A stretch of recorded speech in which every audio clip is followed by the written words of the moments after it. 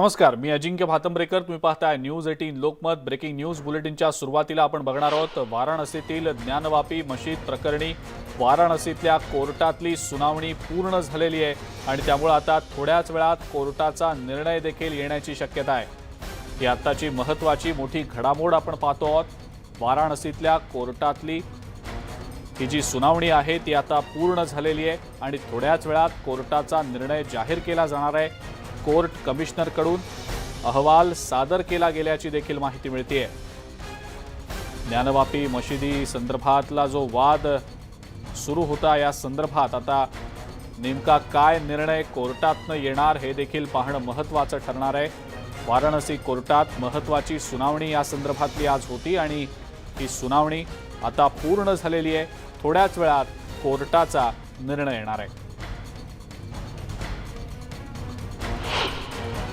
को प्रार्थना पत्र दिया गया है कि जो सर्वे में दौरान शिवलिंग मिला है उसका सामने जो नंदी हैं उसके तहखाने के सामने जो व्यास जी का तहखाना है उसमें मलबा भरा है. उसकी उत्तरी दीवार का शिवलिंग को ढक दिया गया है. उसको खोलकर और पूर्वी दीवार के दरवाजे खोल करके जो दरवाज़ा बंद किया गया है शिवलिंग के सर्वे कराया जाए, उसकी रिपोर्ट मंगाई जाए. और ब्रैकेटिंग के अंदर पश्चिमी दीवार जो है वहाँ भी बंद है, उसको भी खोल करके किया जाए. न्यायालय भी आदेश नहीं किए है यार. कमीशन रिपोर्ट दाखिल करने के लिए कमिश्नर द्वारा 2 दिन का समय मांगा गया. याच संदर्भात आपण अधिक माहिती जाणून घेणार आहोत. प्रशांत लीला रामदास आपले प्रतिनिधी आपल्या सोबत आहेत सध्या. प्रशांत, वाराणसी कोर्टात महत्त्वाची ही सुनावणी पूर्ण झालेली आहे. कोर्ट काय निर्णय देणार याचीच उत्सुकता लागलेली आहे. प्रशांत, काय सांगता येईल त्याबद्दल? होऊ शकते थोड्याच वेळात लिखित स्वरूपामध्ये वाराणसीच्या स्थानिक कोर्टाचा निर्णय येईल, ज्यामध्ये प्रामुख्याने जो सर्वे झालेला आहे त्याला मुदत वाढ द्यावी आणि तो मुदतवाढ देऊन तो अहवाल सादर करण्याकरता मुदतवाढ देण्याची मागणी करण्यात आली. यापूर्वी ज्या पद्धतीची चर्चा होती की वाराणसीच्या संदर्भात 2 पक्षांचा वेगवेगळ्या वक्तव्य पुढे आले होते. त्यामध्ये दोन्ही कोर्ट कमिशनचे सदस्य आहेत, ज्यांनी एकाने म्हटलं होतं की अजून अहवाल पूर्ण झालेला आहे, फक्त 50% अहवाल पूर्ण झाला, त्यामुळे मुदतवाढ देण्याची गरज आहे. तर दुसरीकडे त्या आयोगाच्या सदस्यांनी म्हटलं होतं की अहवाल पूर्ण झालेला आहे, तो मांडण्यात यावा. या संदर्भात आज एक याचिका दाखल करण्यात आली होती, त्यामध्ये स्पष्ट करण्यात आलं होतं की मुदतवाढ देण्याची मागणी करण्यात आली होती. त्या मागणीच्या आधारावरती वाराणसीचं कोर्ट निर्णय देणार होतं. आता थोड्याच वेळात तो निर्णय येईल आणि महत्वाचं म्हणजे पाहता येईल की काय निर्णय कोर्ट देतं. कारण की वाराणसीमध्ये ज्ञानव्यापी मशिदीच्या प्रकरणात प्रचंड वाद आहे आणि याची संपूर्ण पडसाद संपूर्ण देशात पडलेली आहे. महाराष्ट्र असो का इतरही राज्यांमध्ये जी जोरदार प्रतिस्पर्धा उमटलेली आहे, त्यामुळे या प्रकरणाला अतिशय महत्त्व प्राप्त झालं आहे. हे दोन्ही जे सुप्रीम कोर्टातले ज्येष्ठ न्यायाधीश आहे, चंद्रचूड असो किंवा नरसिंह राव असो, यांनी दोघांनीही त्या पद्धतीने हे बाबरी मस्जिदच्या प्रकरणातही हेच जज होते आणि या प्रकरणातही जज आहे. त्यामुळे आणि हे दोघंही जज जे आहे हे भविष्यामध्ये सरन्यायाधीश होतील. त्यामुळे अत्यंत महत्त्व प्राप्त झालं या ज्ञानवापी प्रकरणाला. आता याचा अर्थ असा होता की सुप्रीम कोर्टात जरी अजून सुनावणी सुरू झाली नसेल, पण महत्त्वाचं म्हणजे जर बघितलं तर वाराणसीच्या कोर्टाचा निकाल आता थोड्याच वेळात पुढे येण्याची शक्यता आहे. बिलकुल प्रशांत, धन्यवाद. सविस्तर माहिती आपण दिली त्याबद्दल. छत्रपती शिवरायांच्या भूमीमध्ये औरंगजेबाच्या थडग्याची गरज काय? हे थडगं जमीनदोस्त करा, म्हणजे या अवलादीत इथं माथा टेकायला येणार नाहीत, असं वक्तव्य मनसेचे नेते गजानन काळे यांनी केलेलं आहे. एक ट्विट त्यांनी केलेलं आहे आणि या ट्विटमध्ये त्यांनी ही मतं व्यक्त केलेली आहेत. माननीय बाळासाहेबही हेच म्हणाले होते. बाळासाहेबांचं काहीच ऐकायचं नाही आहे का? नाहीतरी औरंगाबादच्या नामांतरावरून सरळ सरळ पलटी मारली आहेच, असं ट्विट त्यांनी केलेलं आहे. त्यामुळे आता एक नवा वाद निर्माण होण्याची शक्यता आहे.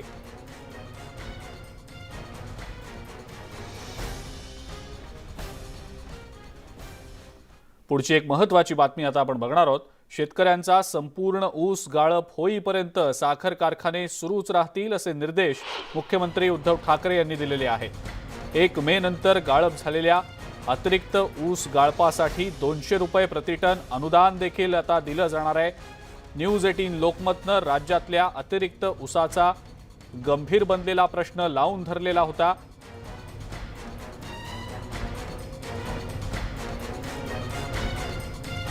याच अनुषंगानं आता एक खूप मोठी ही माहिती समोर येताना दिसतेय.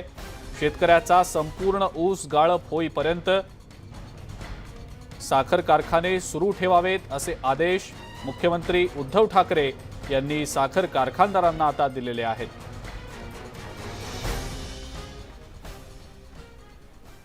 ज्या ठिकाणी पाऊस कमी पडतो त्या ठिकाणी निवडणूक घ्या असे निर्देश सुप्रीम कोर्टानं राज्य निवडणूक आयोगाला दिलेले आहेत। 2 टप्प्यात या निवडणुका घेण्याचे हे स्पष्टपणे निर्देश दिले गेलेत। कोकण आणि मुंबईतल्या निवडणुका या पावसाळ्यानंतर होणार हेही आता यातून स्पष्ट होताना दिसतंय। राज्यातल्या स्थानिक स्वराज्य संस्थांच्या निवडणुकांच्या बाबतीत सुप्रीम कोर्टात आज एक महत्त्वाची सुनावणी झाली। त्या दरम्यान कोर्टानं हे निर्देश राज्य निवडणूक आयोगाला दिलेले आहेत।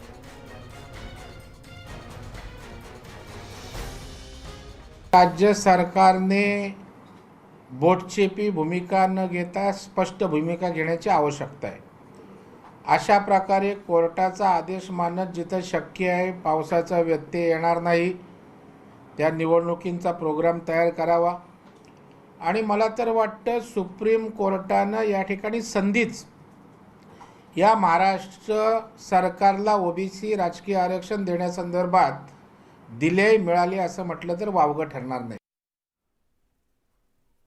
आपण पाहिलं पालिका निवडणुकांसंदर्भातली ही खूप महत्त्वाची मोठी घडामोड।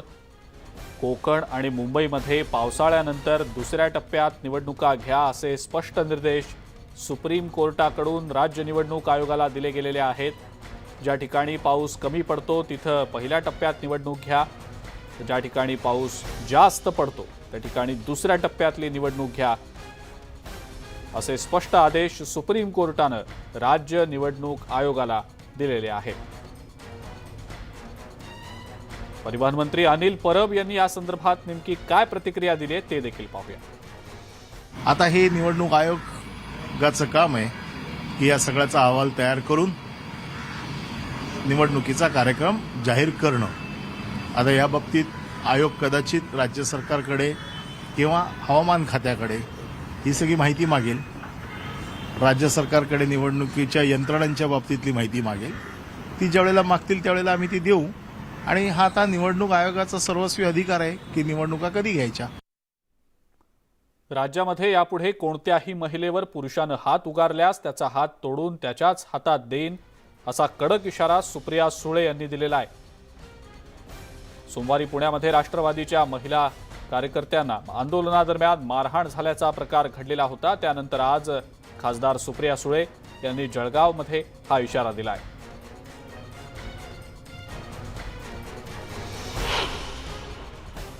हा शाहू फुले आंबेडकरांचा छत्रपतींचा महाराष्ट्र आहे ज्यांनी नेहमी महिलांचा मान सन्मान केलेला आहे। आणि मी तुम्हाला सांगते की जर आज नंतर या राज्यामध्ये कुठल्याही पुरुषाने कुठल्याही महिलेला असं जर त्यांनी अंगावर हात उचला तर मी स्वतः तिथे जाईन आणि कोर्टात केस करीन आणि त्याचा हात तोडून त्याच्या हातात काय लावले। पुण्यातल्या बालगंधर्व रंगमंदिरातल्या कार्यक्रमादरम्यान झालेल्या राड्यावर गृहमंत्री दिलीप वळसे पाटील यांनी पत्रकार परिषद घेत भाष्य केलंय। राष्ट्रवादी काँग्रेसच्या कार्यकर्त्यांची जर चूक असेल तर त्यांच्यावर गुन्हे दाखल होतील, तसंच भाजपच्या कार्यकर्त्यांची जर चूक असेल तर त्यांच्यावरही गुन्हे दाखल होतील असं वळसे पाटील यांनी म्हटलंय। सोबतच महाविकास आघाडीमध्ये सारं काही आलबेल असल्याचं सुद्धा वळसे पाटील यांनी सांगितलेलं आहे। त्याप्रमाणे जर राष्ट्रवादी काँग्रेसच्या पदाधिकाऱ्यांची चूक असेल तर राष्ट्रवादीच्या पदाधिकाऱ्यांच्यावर सुद्धा त्या ठिकाणी गुन्हे दाखल होतील आणि भाजपच्या पदाधिकाऱ्यांची चूक असेल तर त्यांच्यावर देखील गुन्हे दाखल होतील।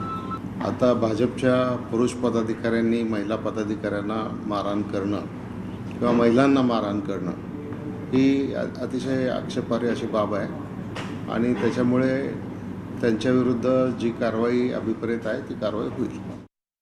मला असं वाटतं की काँग्रेस, राष्ट्रवादी आणि शिवसेना हे तिन्ही पक्ष देखील एकत्रितपणानं काम करतायत। एखाद्या लहान मोठ्या प्रश्नावरून जर कुठं काही मतभेद झाला तर त्याचा अर्थ लगेच महाविकास आघाडीमध्ये काही गडबड आहे असा अर्थ काढायचं काही कारण नाही। त्यांनी आपल्या भावना व्यक्त केल्या असतील, परंतु हीच अपेक्षा आहे की आपल्याला लढायचं आहे ते भारतीय जनता पक्षाच्या विरोधात लढायचं आहे त्यामुळे शिवसेना, काँग्रेस, राष्ट्रवादी या सगळ्या पक्षांनी एकत्रित राहूनच काम करणं अभिप्रेत आहे आणि त्या दृष्टीने आमचा प्रयत्न आहे असं आहे. त्यांनी तसं म्हटलं होतं. खरं तर त्यांनी नंतर आपली भूमिका त्याच्यामध्ये बदललेली आहे. मुळामध्येच अशा विकृत प्रवृत्तीचं समर्थन कोणी करू नये, कारण मला नाव घ्यायचं नाही, पण त्या महिलेवर जवळजवळ 17-18 प्रकारचे असेच गुन्हे दाखल आहेत. त्यामुळं त्याच्यातून त्यांची मानसिकता दिसते आणि त्या मानसिकतेमधून अशाच प्रकारचा प्रकार पुन्हा पुन्हा करण्याची एक दृष्टी त्यांची आहे. तर त्याप्रमाणे हे काही योग्य नाही आहे. त्यामुळे सदाभाऊ खोत यांनी देखील आपली भूमिका बदललेली असावी. शिवसेनेचे नेते आणि माजी खासदार चंद्रकांत खैरे सध्या माध्यमांशी संवाद साधतायत. थेट जाऊया. विसरा ठीक आहे, ते मोठे नेते आहेत, ते मी एक छोटा नेता आहे, तरी मी त्यांचा सिनियर आहे, मी त्यांच्यापेक्षा सिनियर आहे, तरी पण मी त्यांना मोठे नेते मानतो. कारण मुख्यमंत्री विरोधी पक्ष नेते आहेत आणि त्यांनी लगेच असं म्हटल्यानंतर मला जाग आली की आपण यांना किती वेळेस त्यांनी निवेदन दिलं आणि खूप वेळेस निवेदन दिल्यानंतर सुद्धा त्यांच्या काही लक्षातच आलं नाही. मी सांगायचो, पत्र द्यायचो, ते मुंडी हलवायचे, हो खरी तर आपण करू, एकदम छान गोड बोलून बोलायचे ते आणि ते इकडून ऐका इकडून सोडून द्यायचे. पण मी बहिरा नाही आहे, मला बहिरा पण करू नाही आहे भाजपाने.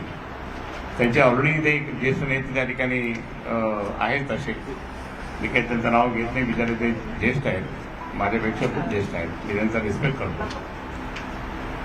पण ते असल्यामुळे मला बहिरे करायची काही गरज नव्हती. पण त्यांना असं वाटलं की आपण खैरेंना सांगू, खैरे तुम्ही आता विसरा संभाजीनगर, आमचं सरकार आल्यानंतर आम्ही करू. पण तुमचं सरकार 5 वर्ष होता. मला हे सांगायचं की ज्यावेळेस 5 वर्ष हे मुख्यमंत्री होते, त्यांनी उपमुख्यमंत्रीपद सुद्धा शिवसेनेला नाही दिलं. म्हणजे ते एकदम कमांडर चीफ होते. ते इतके होते मग त्यानंतर मग त्यांनी का नाही केलं 5 वर्ष? मी त्यांना इतक्या वेळेस भेटलो तरी का नाही?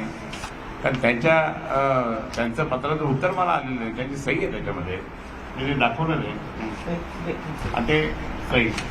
मी हिंदीमध्ये पण दिल्लीतून पत्र लिहिलं होतं, त्यांच्या पत्राची सही आहे तिथे. तुमचं हे निवेदन औरंगाबाद जिला नामकरण के बारे में लिखा, आपका दिनांक 1 नवंबर 2017 का पत्र प्राप्त हुआ. उपरोक्त पत्र उचित कार्रवाई हेतु प्रधान सचिव महसूल इन्हें भेजा गया है. शुभकामनाओं के साथ में बहुती देवेंद्र फडणवीस. त्यांची सही आहे तिथे. हा तर पुरावा आहे ना. मी किती वेळ, बरं हेच नाही, असे अनेक पत्र दिले मी. ज्या वेळेस संभाजीनगरला मंत्रिमंडळाची बैठक व्हायची त्यावेळेस मी त्यांना पत्र द्यायचो आणि त्यांना सांगायचो की आजच्या मीटिंगमध्ये, आजच्या मंत्रिमंडळाच्या बैठकीत तरी नाव घ्या तुम्ही आणि नाव ठरवून घ्या. कारण शिवसेना भाजप सरकार असताना, शिवसेना सरकार असताना माननीय मुख्यमंत्री मनोहर जोशीजी आणि उपमुख्यमंत्री गोपीनाथ मुंडे होते. माननीय शिवसेना प्रमुखांनी त्यांना आदेश दिला की या शहरात ते ठराव पास करून टाका, कारण इथेच झालेली मीटिंग आणि त्यांनी तो पास केला. आणि नंतर पुढे काही टेक्निकल मुद्दे कोर्टाने काढल्यामुळे ते तसंच राहिलं. आपण इथे हायकोर्टात जिंकलो होतो.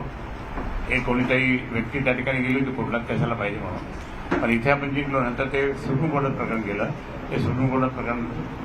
पण त्याच्यानंतर आपण अनेक वेळेस परत ठराव पास, महापालिकेचा ठराव तो सरकारकडे पाठवला.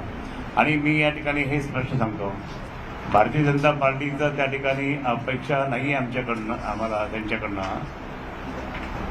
नामांतर हे ऑलरेडी 8 मे 1988ला शिवसेना प्रमुखांनी अगदी नतमस्तक होऊन जनतेचे आभार मानले की तुम्ही मुंबई ठाण्यानंतर शिवसेना इतकं प्रचंड मतदान केलं आणि निवडून आणलं आणि शिवसेना जबरदस्त मजबूत केली. मी या शहराचं नाव कशाला पाहिजे, औरंगाबादचं नाव, तो औरंगाबाद दुष्ट औरंगाबाद, तो औरंगजेब दुष्ट. आणि त्याप्रमाणे त्यांनी ज्या पद्धतीने हिंदूंचे मंदिर वगैरे पाडले किंवा लोकांना त्रास दिला, जिजिया कर लावला, आपल्या संभाजी महाराजांना त्या ठिकाणी हलहल करून त्यांनी त्या ठिकाणी त्यांचा मृत्यूनंतर आला. पण हे सगळे प्रकार शिवाजी महाराजांना त्रास दिला, अशा माणसांना त्या ठिकाणी त्याचं नाव कशाला पाहिजे म्हणून या शहराचं नाव संभाजीनगर पाय ठेवलं. 8 मे 1988 त्या दिवशीपासून आम्ही सतत संभाजीनगर म्हणतो. कुठे पण, मी लोकसभेत नेहमीच म्हणतो, मी विधानसभेत बोलायचो, पण मी विधानसभा आणि विधान परिषदमध्ये मी काम केलं, म्हणजे कशाचं मंत्री म्हणून काम केलं, तिथे सुद्धा मी संभाजीनगर म्हणायचो. आणि म्हणून हे सगळं असताना सुद्धा संभाजीनगर हे लोकांच्या रुटीनमध्ये आलं. आता तर बरेच पक्ष त्या ठिकाणी संभाजीनगर म्हणतात. त्यामुळे आता काही अडचण येणार नाही, परंतु माननीय मुख्यमंत्री उद्धवजी ठाकरे साहेबांनी पूर्णपणे लिगली तयारी केलेली आहे. म्हणून त्यांनी सांगितलं की हे सगळं झालेलं आहे, काय प्रश्न नाही. आणि कधीतरी तुम्हाला कळेल की झालं म्हणून, परंतु हे प्रत्यक्षात म्हणजे कागद कारवाई नसेल झालं तरी त्या ठिकाणी बोली भाषेमध्ये आणि त्या ठिकाणी आपण म्हणायला सुरुवात पण केलेली आहे. आणि म्हणून असं असेल तर त्या ठिकाणी टीका करायची. मला या ठिकाणी देवेंद्रजीनं हे सांगितलं, देवेंद्रजी आपण लाडके मुख्यमंत्री होता त्यावेळेस 5 वर्ष आमचे तुमचे संबंध चांगले होते. शिवसेना भाजप सरकार होतं, परंतु भाजप शिवसेनेला काहीच म्हणजे मानसन्मान न देता तुम्ही एकटे चालवायचे राज्य, तुम्ही गृहमंत्री पण होते. ब्रेकनंतर आपल्या सगळ्यांचं पुन्हा एकदा स्वागत. यानंतरची बातमी नाशिकमधली आहे. नाशिकमध्ये मोकाट कुत्र्यांचा हैदोस पाहायला मिळतोय. नाशिकच्या सिन्नरमध्ये मोकाट कुत्र्यांनी एका लहान मुलावर जोरदार हल्ला केलाय. या हल्ल्यात हा मुलगा गंभीर जखमी झालाय. या हल्ल्याची ही घटना सीसीटीव्हीमध्ये कैद झालेली आहे. सिन्नरच्या सार्वजनिक वाचनालय परिसरात ही घटना घडलेली आहे. या लहानग्यावर सध्या खासगी रुग्णालयात उपचार सुरू आहे. सीसीटीव्हीतलं हे दृश्य आपण सध्या पाहतो आहोत. या लहानग्यावर भटक्या कुत्र्यांनी जोरदार हल्ला चढवलेला होता. या सगळ्या प्रकारामध्ये हा मुलगा जखमी आहे. त्याला सध्या खासगी रुग्णालयात उपचारांसाठी दाखल करण्यात आलेला आहे.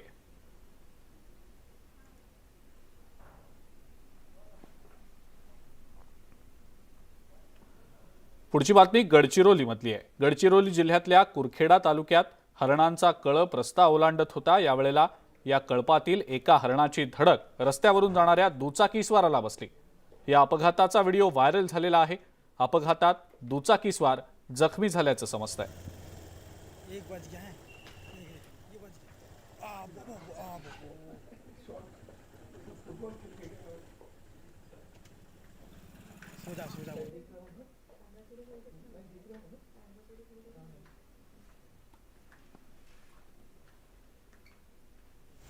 गडचिरोलीमध्ये एका नरभक्षक वाघाला जेरबंद करण्यामध्ये यश आलंय. आरमोरी तालुक्यात नरभक्षक वाघाचा हैदोस सुरू होता.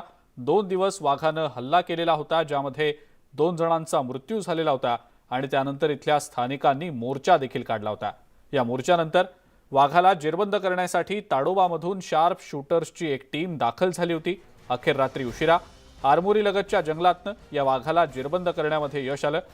हा 18 महिन्यांचा वाघ असून त्याला नागपूरच्या गोरेवाडा इथं आता पाठवलं गेलेलं आहे.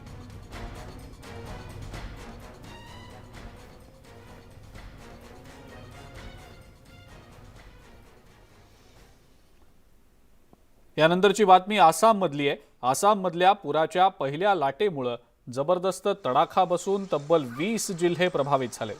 5 लाखांहून अधिक लोकांना या पुराचा जबरदस्त फटका बसलाय.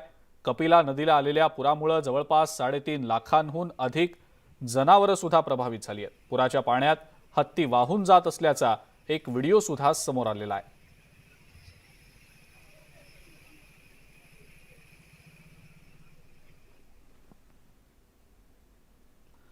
बैलगाडा शर्यतीच्या घाटात घोडीवर बसायचं म्हणजे धाडसी तरुणांचंच खरं तर जिकिरीचं काम, परंतु या शर्यतीच्या घाटात घोडीवर बसायचं काम केलंय आंबेगाव तालुक्यातल्या टावरेवाडीमधल्या 12 वर्षांच्या गौरी टावरे या मुलीनं. वाऱ्याच्या वेगानं सुसाट धावणाऱ्या शर्यतीच्या बैलासमोरच्या घोडीवर बसून या गौरीनं सर्वांचीच मनं जिंकली आहे.